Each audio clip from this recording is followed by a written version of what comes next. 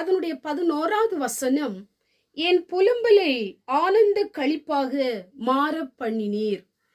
இந்த வார்த்தை கேட்டுக்கொண்டிருக்கிற எனக்கு அன்பான தேவ பிள்ளைகளே, நீங்கள் அனுதினமும் புலம்பிக் கொண்டிருக்கிறீங்களா? உங்க வாழ்க்கையிலே புலம்பல் துக்கத்தையும் கவலையும் கொடுத்து கொண்டிருக்கிறதா? அல்லது உங்களை புலம்ப வைக்கிற காரியம் என்ன? எதை குறித்து நீங்கள் புலம்பிக் கொண்டிருக்கிறீர்கள்? ஏன் நீங்கள் புலம்பிக் கொண்டிருக்கிறீர்கள்? இன்றைக்கு ஆண்டவருடைய வார்த்தை உங்களை பார்த்து சொல்லுகிறது, உன் புலம்பலை நான் ஆனந்த களிப்பாக மாற்றப் போகிறேன்.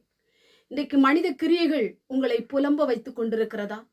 அல்லது மனிதனுடைய சதித்திட்டங்கள், மனிதனுடைய சூழ்ச்சிகள், மனிதனுடைய தீய செயல்கள், மனிதனுடைய தாக்குதல்கள், உங்க சரீரத்திலே இருக்கிற பலஹீனங்கள், உடைய சரீரத்திலே போராடி கொண்டிருக்கிற பலவீனத்தின் ஆவிகள், சில வருத்தங்கள், சில வேதனைகள், சில மனுஷருடைய காரியங்கள் உங்களை புலம்ப வைத்துக் கொண்டிருக்கிறதா? இன்றைக்கு ஆண்டவர் புலம்புகிற அந்த கட்டை கத்தர் உடைத்து போட போகிறார். உங்களை மகிழ்ச்சியினால் கத்தர் நிரப்ப போகிறார். நீங்கள் ஒரு அற்புதத்தை பார்க்க போகிறீர்கள்.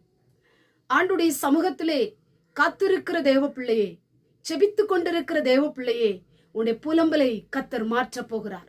புலம்பல் உங்களுக்கு துக்கத்தை கொடுத்து கொண்டிருக்கலாம், நெருக்கத்தை கொடுத்து கொண்டிருக்கலாம், மனவேதனையை கொடுத்து கொண்டிருக்கலாம், பாதிப்பை கொடுத்து கொண்டிருக்கலாம். இன்றைக்கு ஆண்டவர் புலம்புகிற அந்த இரட்டை ஆண்டவர் களைந்து போட போகிறார். மகிழ்ச்சியினால் உங்களை நிரப்ப போகிறார். சமாதானத்தை கத்தர் கொடுக்க போகிறார். இந்த நாளிலும் கூட இந்த வார்த்தையின் மூலமாய் நீங்கள் அற்புதத்தை பார்க்க போகிறீர்கள். கத்தர் உங்களுக்கு கிருபை செய்ய போகிறார். மகிழ்ச்சியினால் உடைய இருதயத்தை ஆண்டவர் நிரப்ப போகிறார். உடைய குடும்பத்துல, உடைய கூடாரத்துல மகிழ்ச்சியை பார்க்க போகிறீர்கள். கண்களை மூடி ஜெபம் பண்ணுவோம். எங்கள் பரிசுத்தமுள்ள நல்ல பிதாவை, கேட்டதான வசனத்தின் மூலமாய் புலம்பலை ஆனந்த களிப்பாக மாற்றுகிற தெய்வம், இந்த வார்த்தையை கேட்டுக்கொண்டிருக்கிற உடைய பிள்ளைகள் ஏதோ ஒரு காரியத்தை நினைத்து புலம்பிக் கொண்டிருக்கலாம், அழுது கொண்டிருக்கலாம். இந்த நாளிலும் கூட மகிழ்ச்சியினால உடைய பிள்ளைகளை நிரப்ப போகிற தயவுக்காய் ஸ்தோத்திரம். இயேசுவின் மூலம் செபிக்கிறோம் பிதாவே, ஆமென்.